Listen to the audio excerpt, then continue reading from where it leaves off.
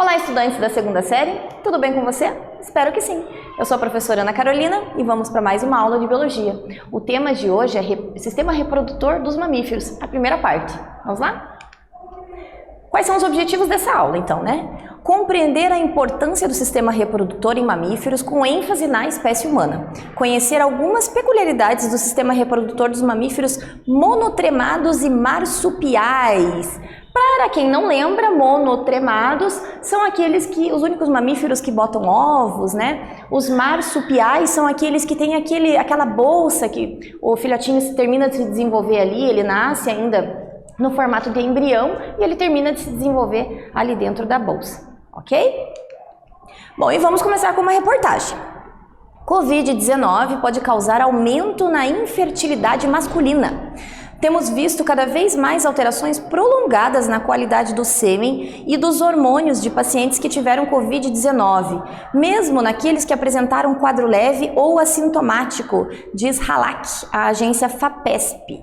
Então essa é uma reportagem, né, que saiu ali na FAPESP, que fala, né, sobre a relação entre a Covid, né, a doença causada pelo coronavírus, e a infertilidade, mas como assim, né? Como que um vírus ele pode afetar tantas partes diferentes? A gente sabe que, né, várias pessoas elas perdem o olfato, né? E cada pessoa tem uma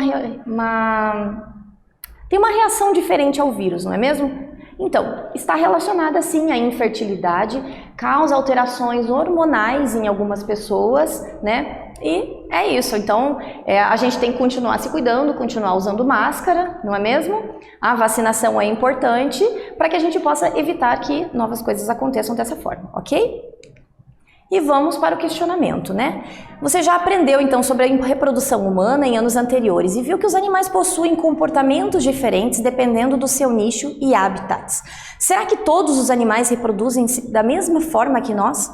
Hormônios, será que eles podem influenciar na reprodução? Então vamos pensar um pouquinho sobre o que vocês aprenderam nas aulas anteriores, né? Falando sobre a questão da reprodução, né? O que faz um ser vivo se reproduzir? Qual é o objetivo da reprodução? Então a reprodução ela tem um objetivo que é de dar continuidade à espécie. Então, cada grupo de ser vivo vai, né, se reproduzir de determinada forma, né? Por exemplo, aqueles que têm um cuidado maior com os filhotes, naturalmente terão menos filhos, né? Porque eles precisam cuidar por mais tempo, dá mais trabalho, então não dá para ter vários filhotes. Aquelas espécies, por exemplo, que não têm cuidado parental, geralmente produzem muitos filhotes, para que, né, tenha chance de 1, 2, 3, né, consigam chegar à idade adulta e também se reproduzir. Mas o objetivo principal é justamente esse, dar continuidade à espécie. Mas será que todos os seres vivos eles vão reproduzir-se da mesma forma, com o mesmo objetivo? Seres humanos, será que a reprodução, a questão dos órgãos reprodutores, né, eles têm uma função única de reproduzir? Será que é isso mesmo? Vamos responder ao longo dessa aula, né? Você já deve estar pensando aí que não é exatamente assim, né? Bom, então sobre os objetivos, né? Aqui eu coloquei 3 exemplos de reprodução. Então no primeiro ali tem um espermatozoide chegando no óvulo, você pode ver que o óvulo é muito maior do que o espermatozoide e são vários que chegam ali, mas só um consegue de fato adentrar no óvulo. Nós temos ali a abelha fazendo a reprodução da flor, nós temos as joaninhas ali se reproduzindo. Então cada espécie ela vai ter a sua, né, o seu hábitat, o seu nicho, a sua forma de se reproduzir. Mas o objetivo principal é dar continuidade à espécie, ok? Com relação ao sistema reprodutor, então, humano, né? Entre mamíferos, vamos dar uma ênfase maior nos humanos. A gente tem a presença das gônadas, né? Então vocês conseguem ver aí na imagem que nós temos o aparelho reprodutor feminino e do lado nós temos o masculino, né? Essas gônadas são órgãos especializados em produzir os gametas, né? O gameta masculino, o gameta feminino, que vão se encontrar e gerar uma nova espécie, né? Nesse caso que tem, né, a diferença entre machos e fêmeas, entre homens e mulheres, é porque vão ser gametas diferentes que vão se encontrar e vão gerar um indivíduo diferente, certo? A gente tem aqueles outros tipos de reprodução, que já foi dito em aulas anteriores, em que o ser vivo ele produz um clone dele mesmo, por exemplo, né? Que é aquela reprodução que não há necessidade de um macho e de uma fêmea, tá? Então, os órgãos genitais, né? Essas gônadas, esses órgãos que estão presentes ali no sistema reprodutor, elas vão ter a função de produzir o gameta, que é a célula responsável por gerar, né, um novo indivíduo. Mas não é só essa função, né, do sistema reprodutor. Então, os órgãos genitais, eles vão ter a função de produzir os gametas, que são as células sexuais, tem a função de unir, então, o ovócito, que é o óvulo, né, o que a gente chama de óvulo, com o espermatozoide. Então, tem um local específico onde isso acontece, que no caso do ser humano é na tuba uterina, ou na trompa de Falópio, né? Fornecer a nutrição para que o embrião ou feto, até a eclosão ou o nascimento, então ele tem um ambiente propício dentro do corpo da mulher, onde ele vai se desenvolver. Isso falando, obviamente, no caso dos seres humanos, né? Onde ele vai se desenvolver ali dentro do útero e depois ele vai nascer. E, claro, liberar ovos ou jovens do corpo materno. Então, aqui tem um GIF de uma gestante, né? Então, o bebezinho ali, ele está se desenvolvendo dentro do útero, né? E em um dado momento, quando ele estiver pronto para nascer, esses órgãos, eles vão permitir a saída desse bebê de forma natural, lógico. Ok? Então, a constituição do sistema reprodutor. Então, você já viu lá no primeiro ano um pouquinho sobre esse sistema reprodutor, como é que acontece e tudo mais, né? Mas quais são os órgãos que fazem parte do sistema reprodutor? Então, a gente tem aqui os 2 ovários, que são os responsáveis, né? Que são as gônadas, que são responsáveis por produzir o ovócito ou óvulo, né? Nós temos o útero, que é onde o embrião vai se desenvolver, e temos a tuba uterina, que é onde vai acontecer a fecundação, né? Então, é onde acontece do óvulo encontrar o espermatozoide. O espermatozoide, lógico, que ele adentra aqui pela vagina, passa pelo colo do útero até chegar de fato, né, passando pelo útero ali na tuba uterina. Então, a fecundação ela vai acontecer aqui na tuba uterina, certo? Depois de alguns dias, né, ele vai se encaminhar até o útero, onde ele vai se prender, vai formar a placenta e vai começar a se desenvolver. Quando estiver pronto para nascer, essa região aqui do colo do útero é que vai se dilatar, certo? Isso, obviamente, falando de um parto normal, né? Ele vai se dilatar e vai permitir a passagem do bebê pelo canal muscular que é da vagina, ok? Nos homens, né? Quais são os órgãos, né? O que tem aqui no sistema reprodutor? Então, a bexiga está ligada ao sistema reprodutor porque nos homens, o mesmo local por onde sai a urina é onde vai sair também o líquido seminal, ok? Então, por isso que ela está desenhada ali, está junto com o sistema reprodutor. Então, tem ali a vesícula seminal, né? E a próstata, que não está até mostrada, mas são órgãos, né, são glândulas que vão produzir os líquidos que vão compor o sêmen, né, o líquido seminal, tá? Os ductos deferentes, então lá nos testículos os espermatozoides são produzidos, eles vêm para o epidídimo onde eles vão amadurecer, eles fazem todo esse caminho até chegar de fato ali na uretra, certo? E daí vão sair na uretra depois do ato sexual, ok? Então, com relação aos hormônios, né? O que os hormônios atuam no sistema reprodutor? Qual é o papel dos hormônios no sistema reprodutor? Então, a gente já falou em uma outra aula que existem hormônios que estão ligados ao desejo, né, à vontade de estar com outra pessoa, né? Então, por exemplo, a ocitocina é um desses hormônios, né? Além dela iniciar, né, as contrações uterinas, então tem o seu papel lá no parto, ela também vai ter, esse hormônio também vai ter a função de fazer com que a pessoa sinta a atração, né? Ver a pessoa amada e sentir a atração.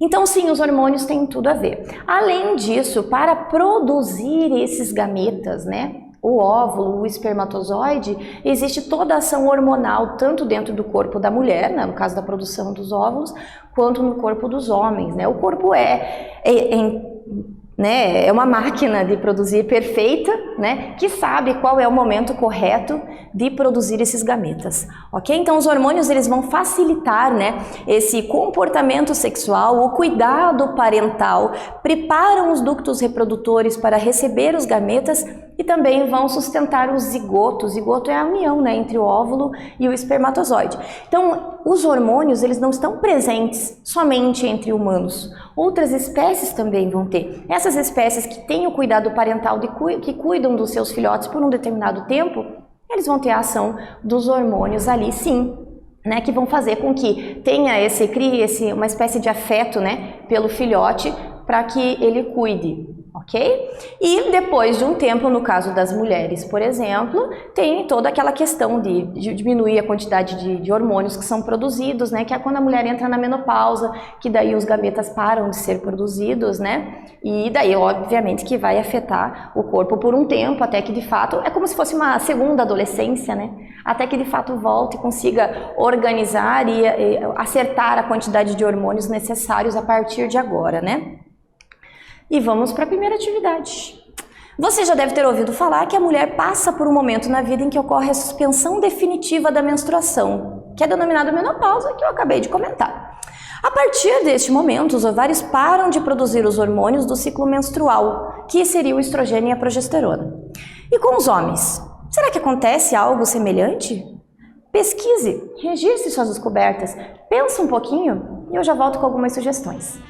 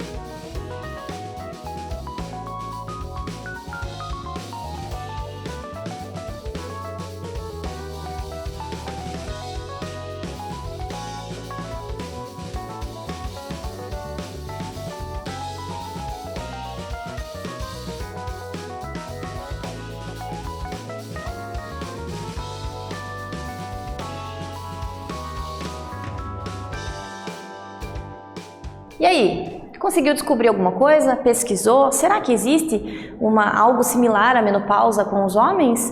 Provavelmente você deve ter descoberto que sim, né? Então, existe sim a menopausa masculina, que na verdade a gente chama de andropausa. Então, ela também é marcada pela diminuição dos níveis de testosterona, tá? Mas, assim, as reações no corpo são menores do que acontece na mulher, tá? Por isso que até não é tão pautada, né? Não é tão falada. Mas existe sim a andropausa, que quando reduz, né, a produção do hormônio testosterona. Então, por exemplo, a testosterona, ela tá ligada, por exemplo, ao desejo sexual, então pode acontecer de ter uma diminuição, né, e tudo mais por conta da andropausa, ok? Bom, sobre o sistema masculino especificamente, né, aqui temos uma imagem, né, na lateral, como que é formado todo o sistema reprodutor, os órgãos que fazem parte dele. Então aqui embaixo nós temos, claro, os testículos, né, em dupla, e são eles que produzem, né, o hormônio testosterona e também o gameta masculino, que seria o espermatozoide. Tá? O espermatozoide sendo produzido, ele vem aqui para o epidídimo, que está logo em cima do testículo, tá? Esse espermatozoide, ele vai precisar amadurecer, vai ficar um tempo ali. Depois ele vai se encaminhar aqui pelo ducto deferente para passar, né, aqui pela vesícula seminal, pela próstata, até que de fato aqui entre, né, e passe para a uretra, tá? Então ele vai sair aqui, né, vai formar todo esse líquido seminal, ele vai ser formado então pela vesícula seminal, juntamente com a próstata, que vão formar todo o líquido, né, que vai compor o líquido seminal ou sêmen, tanto faz, tá? Que vai sair durante a relação sexual, tá? Entre humanos, cada relação sexual vai produzir, o homem vai produzir em torno de 1 bilhão de espermatozoides. Claro, obviamente que depois de, né, se tiver mais de uma relação sexual no dia, vai diminuir essa quantidade, né? Porque o corpo precisa de um tempo para produzir mais. Mas a primeira geralmente tem em torno de 1 bilhão de espermatozoides. Então, é como se fosse um aumento aí da chance de talvez, quem sabe, algum encontre um óvulo no caminho, certo? A produção desses espermatozoides, né? Como que ela acontece? Então, eu já falei que acontece lá dentro do testículo, certo? Que fica dentro da bolsa escrotal. Então, ali você tem, ó, os ductos deferentes. Então, quando ele sai aqui do epidídimo, ele entra em contato direto ali com o ducto deferente. Aqui tá mostrando por dentro, obviamente. Então, dentro do testículo tem os túbulos seminíferos, que é onde serão, de fato, produzidos os espermatozoides. Então, tá mostrando um GIF do como que é o formato, né, do corpo do espermatozoide. Quando ele encontra o óvulo, a cabeça do espermatozoide vai se soltar do resto do corpo. E nessa parte aqui da cauda, né, logo junto da cabeça, tem várias mitocôndrias, né, que é aquela organela citoplasmática responsável por produção de energia, não é mesmo? Por que tem mitocôndrias ali, né? É porque ele precisa de muita energia para poder nadar, certo? Para talvez, quem sabe, encontrar o ovócito secundário, que é o óvulo, tá? Então, os espermatozoides, eles são produzidos nesses túbulos seminíferos ou túbulos seminíferos, tanto faz, e daí eles vão ser armazenados no epidídimo, certo?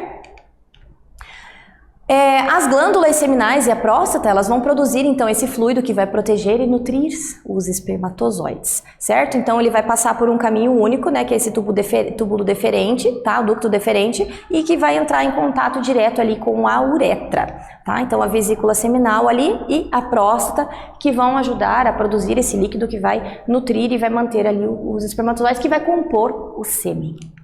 Tá?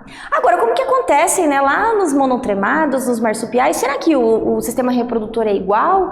Na verdade não é, né? Como a gente já sabe, como eu já comentei, os monotremados são aqueles que produzem o ovo, né? Então, os monotremados, eles apresentam um pênis localizado na base da cloaca. Por que essa cloaca? Se você lembrar, lá na aula de aves, eu comentei que as aves, elas possuem uma saída única, que seria a cloaca, por onde vai sair o ovo. Então, sim, aqueles animais que produzem ovos, inclusive esses mamíferos especificamente, eles terão uma saída única, que é a cloaca. O macho, ele vai ter esse pênis, né, ele tem 4 partes, né, ele pode ser bifurcado, e no caso dos marsupiais, ele vai ter um pênis bifurcado assim maior, né, formado ali em 2 partes. Por quê? Porque a fêmea, ela pode ter mais de um útero, né? Ok? Então ele está mostrando a équidna, que é um representante dos monotremados, né, um animal que bota ovo, um mamífero que bota ovo, e o planador de açúcar, que é um petauro, né, petauro de açúcar. Ele tem esse nome porque ele prefere alimentos mais açucarados, por exemplo, a seiva das árvores, tá? E ele tem essa pele, né, que fica solta ali, parece que vai voar, né, e tem feito bastante sucesso entre aqueles que gostam de pets exóticos, né? Ok? Vamos então para a atividade 2. Analise a manchete a seguir. Notebook no colo pode causar redução de fertilidade em homens. Será que a afirmação da manchete é realmente possível? Tem relação entre o notebook e o uso do notebook no colo ali e a fertilidade? Faça uma pesquisa, discuta com a sua turma, pense um pouquinho e eu já volto com uma sugestão.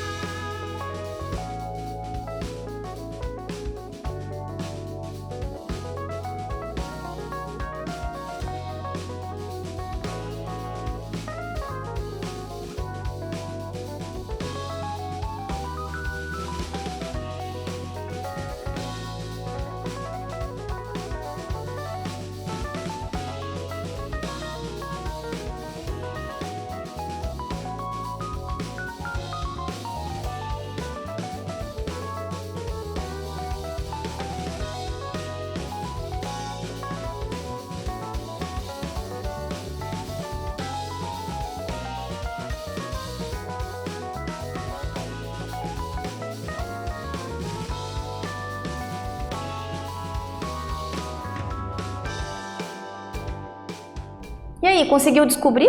Descobriu se tem alguma relação entre o notebook, o uso do notebook no colo e a infertilidade?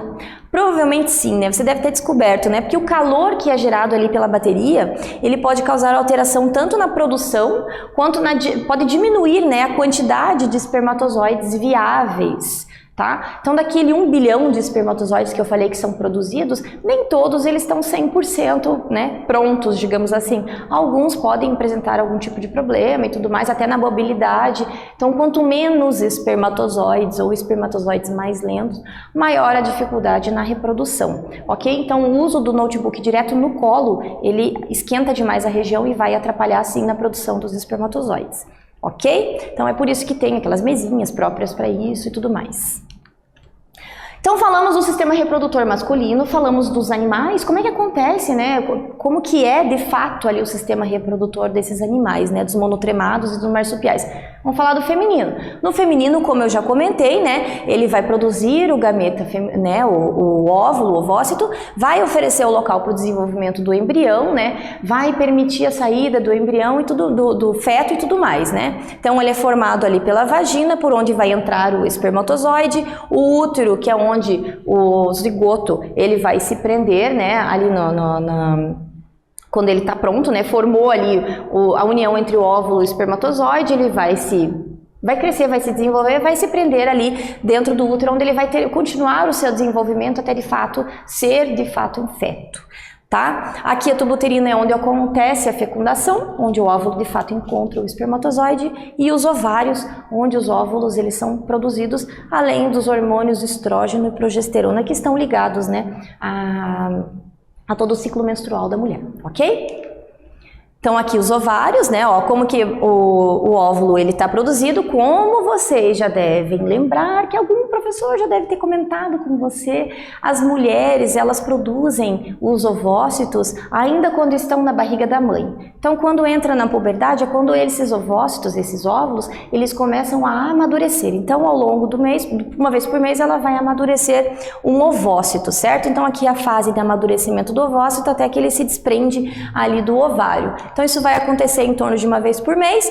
Essa fecundação ela vai acontecer ali dentro da tuba uterina, certo? Então ali nós temos um GIF mostrando como é que acontece ali o encontro do óvulo com os espermatozoides, né? Somente um deles é que vai entrar. Então ali no núcleo, ó, somente entra a parte da cabeça do espermatozoide, que é onde está o material genético, certo? E a partir daí vai começar a se desenvolver. Ok? E nos monotremados? Então falamos da parte masculina, né? E como que é na feminina, né? Será que elas são iguais? Vocês viram que o órgão sexual do monotremado, né, e do marsupial é diferente, né? Então as fêmeas, né, aqui está mostrando a ecdina, elas não possuem vagina, então elas vão ter a cloaca, certo? Então no macho vai sair o pênis ali da cloaca, vai introduzir o espermatozoide ali na fêmea, tá? Com relação à amamentação, nem todos têm, de fato, a glândula mamária, né? Então, o ornitorrinco, o leite ele vai sair, né, da glândula mamária, vai escorrer pela pele, então o bebê vai mamar dessa forma. E na ecdina, ela não tem mamilos. Então, ela libera esse leite, o filhote lambe direto na pele. Então, é bem diferente, né, com relação a humanos, tá? E outras espécies animais também são parecidas com os humanos, é por isso que a gente dá uma ênfase maior nos marsupiais e nos monotremados. Tá? Os marsupiais, então, eles podem ter mais de um útero, geralmente tem 2, por isso que o pênis é bifurcado dos machos. O tempo de gestação é curtinho, em torno de 15 dias, tempo de lactação é mais longo, então por isso que eles ficam carregando os filhotinhos por um tempo. Aqui a gente tem a gambá, uma fêmea de gambá carregando os filhotinhos, e o canguru. Tem uma vagina medial e 2 vaginas laterais, tá? E os machos podem ter o pênis bifurcado na extremidade justamente para permitir essa fecundação, né, em mais de um útero, ok? E nos placentários, como nos humanos, né, vai ter o útero, vai ter um maior tempo de gestação, né, dependendo da espécie, tá? E vai ter o tempo de lactação, que é quando a mãe amamenta o seu bebê, tá? Em geral vão ter a glândula mamária, o local ali, né, a mama onde o bebê vai poder mamar, ok? Então, nessa aula, né, nós falamos sobre o sistema reprodutor dos mamíferos, a gente compreendeu a anatomia desse sistema nos seres humanos, como as peculiaridades anatômicas que tem nos monotremados, nos marsupiais. Eu espero que você tenha gostado e até breve!